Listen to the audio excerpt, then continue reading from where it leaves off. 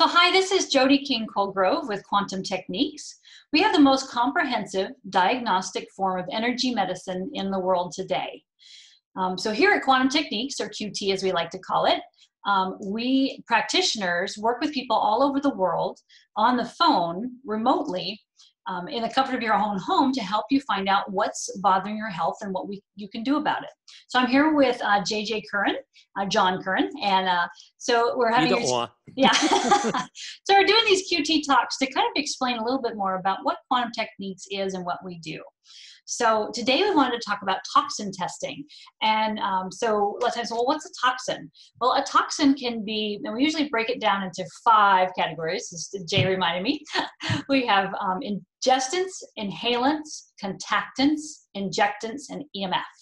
And so those are the 5 categories of toxins that we tend to test people on and find out what's going on in their body. So JJ, why don't you kind of introduce yourself a little bit and kind of explain which one you like to start out with? Yeah, with toxins. I like to start out with 2 of them. So again, JJ or John Curren, either one. I've actually been a QT practitioner for about 4 years now. Got introduced to QT in 2012 and just got absolutely fascinated with the whole thing. So I just took off running.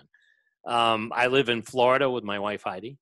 I think that when it comes to toxins, that's really the core of what we do is toxin testing. And I think nobody does it better because we test on more than one level. Mm-hmm. So for instance, you go to a chiropractor and a lot of them, I'd say probably 80 or 90% muscle test you. So they'll tell you to put your arm out, right?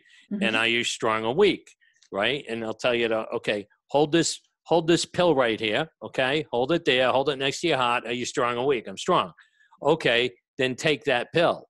But what they're not actually doing is testing it against your symptoms. So if I have migraines and he's given me this pill for my leg pain or something else, he's just testing it. Is it a toxin for me? He's not testing it. Is it a toxin against my migraines or my gout or this or that? So I think that's how we take it to a much better level. First thing I want to say about EMFs, that could be either cell phone towers or things like that, or electricity or smart meters, or people's energy. It's funny that a lot of times, you don't think about people's energy as being EMF, but it really is, because as I know, you have a chart that shows magnetic fields and all that stuff. But yes, I do. Somewhere in here. Yeah, this one here. There it is. People have the same thing. Yeah. Right. So what anyway. What I've noticed, especially this time right now with this stay at home, and everybody's on the internet. I mean, there's just so much energy going back and forth with people talking. It's kind of intense. Another thing that I've actually had a problem with sometimes is ceiling fans and the actual energy overnight being above you constantly, and that kind of interfacting. So now, do you have a remote control on your ceiling fan? No. Okay. Well, I'm saying, because that could be it, because that's actually an RF frequency. It's like all those silly things, but yeah, so I just wanted to bring that point up about that. And then I'd like to kind of talk about injectants. That's the one near and dear to my heart. And then you can take away from whatever. But so what is an injectant? Anything that basically pierces the skin. And that could be anywhere. So it's interesting that like most of the time when you have a dental procedure, you'll have an injectant. So whether that's a cleaning and, they scraped your gum, or whether that's, you had a cavity, they put a little Novocaine in it, or they did this or they did that, all that shows up as an injectant. Same thing with shots, anything that pierces the skin, bee stings, spider bites, ants, you name it. I always say, splinters. Can be, I've had, a burn, if you bite your tongue or a burn, those are considered injectants too. Right. So, and actually it's how your body sees it too. So some people can see a a burn as an injectant, and some people may not. But you know, it's those are the kind of things we're opening up to see what they're doing. But anyway, so even when you have an injectant, let's say you get a splinter, that's an injectant, right? So what came in on that splinter? Was there any virus or bacteria or, you know, any man-made stuff? If it was on a wood deck, you know, pressure-treated wood, bam, you know, all of a sudden you got chemicals inside your body. Yeah. You know, it's like all those things you don't think about. But that's why I think injectants are hard. I don't want to say they're hard to find, but they're harder to get down to the nitty gritty as to what actually came in on that injectant. Because a bee sting could get get like 4 or 5 different frequencies inside besides the venom, you know? Yeah, I found that a lot of times it's what I call a combination field. So we have fire ants where we're here, and I've never experienced these things before. Oh, they're horrible. Yeah. So I usually when I get a fire ant bite, I think about the injectant, I think about the venom, I think about the trauma of when I've had them before and how much they hurt. And I test to see if there's a virus or bacteria. And I also test if there's a chemical, because they've been in the dirt with, you know, Roundup and stuff like that, and chemicals and fertilizers and pesticides.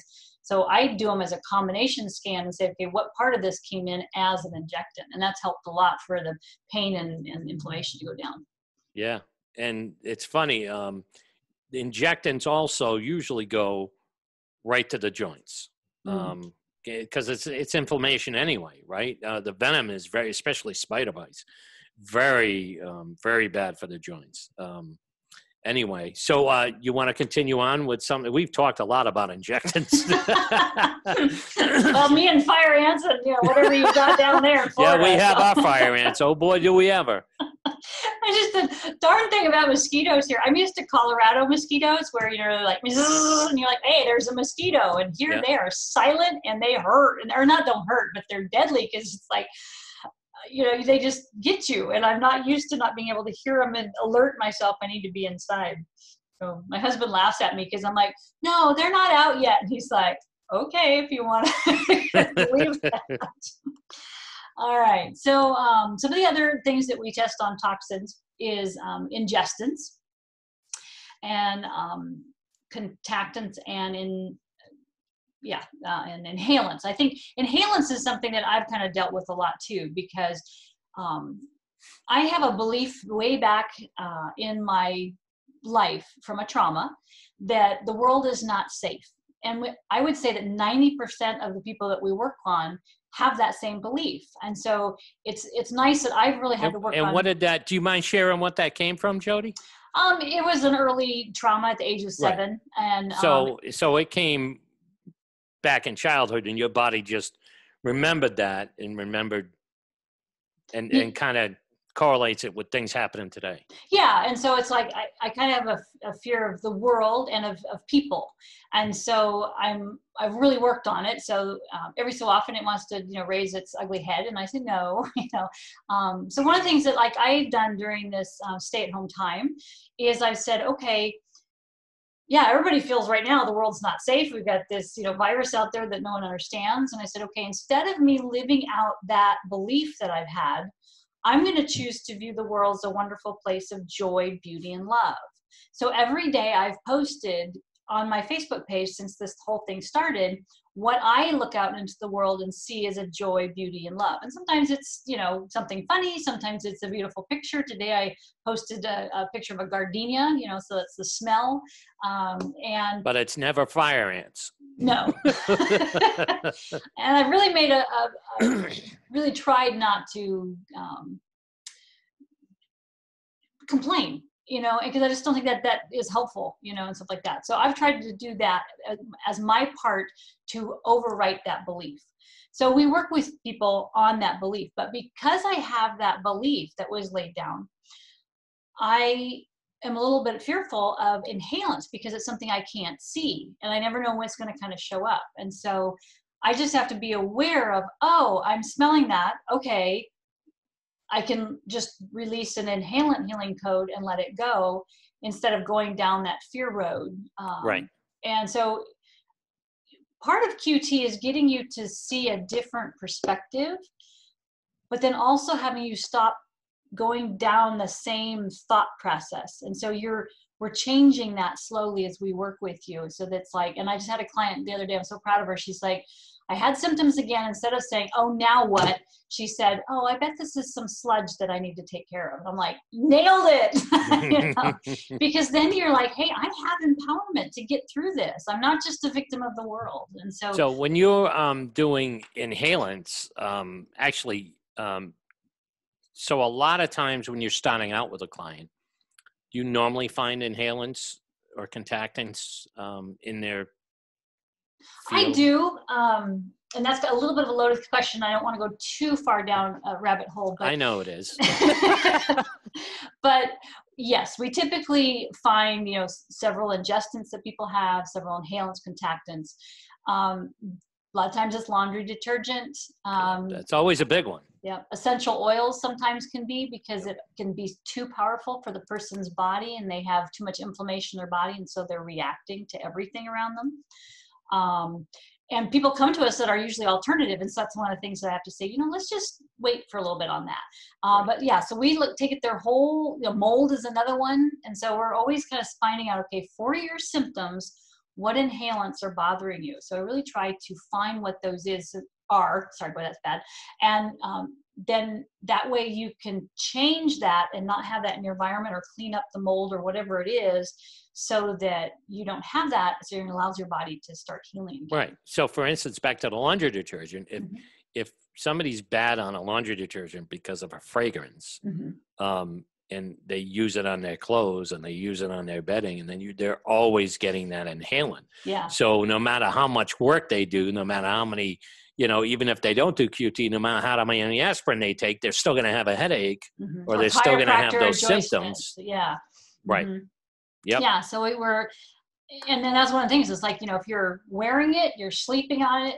I always tell people, it's almost like you wake up every day and your body's like, yes, I've got all this energy for the day. I'm going to do great. I've got a good immune system. And then you put your shirt on with your, laundry detergent. It goes, all right, I have just enough energy to deal with that. How about you take care of your immune system? Exactly. And yeah. Yeah, that's a hard thing. All right. So the only other one we really didn't talk about, well, I guess we talked about everything, right? Inhalants. Contactants a little bit. It can be kind of an inhalant, but it's anything you put on your body. So obviously for women, we're testing, lotions. We're testing detergent, or your deodorant. We're testing even toothpaste, because you're kind of putting it on your body. Makeup for women, shaving cream for men. And it's pretty easy for us. I mean, if you start with all personal care products, or all cleaning products, or all, so that's an easy way that we kind of get the bigger picture down to these little bowls, so we can figure out where your issues are. Yeah. Yep. All righty. I think we've hit all the toxins now. Okay. So I appreciate you listening in. So thanks for joining us today. And so, so basically, if you want to do a session with us and find out what are these toxins that are bothering you, we have you go to quantumtechniques.com and sign up for a session request. And so we will work with you for an hour, and we find out what's going on and what do these toxins that are bothering you and adding to the symptoms that you've been dealing with. And it really helps you get some answers. So we're grateful to share this information with you. And that's a reduced rate too, right? That is. We try to do a first time reduced rate of $200 for 20 minutes of testing. So we really want you to get answers, and that's what we're here for, and to help you get your health and happiness back. So thanks for listening for us today. Thank you. Blessings.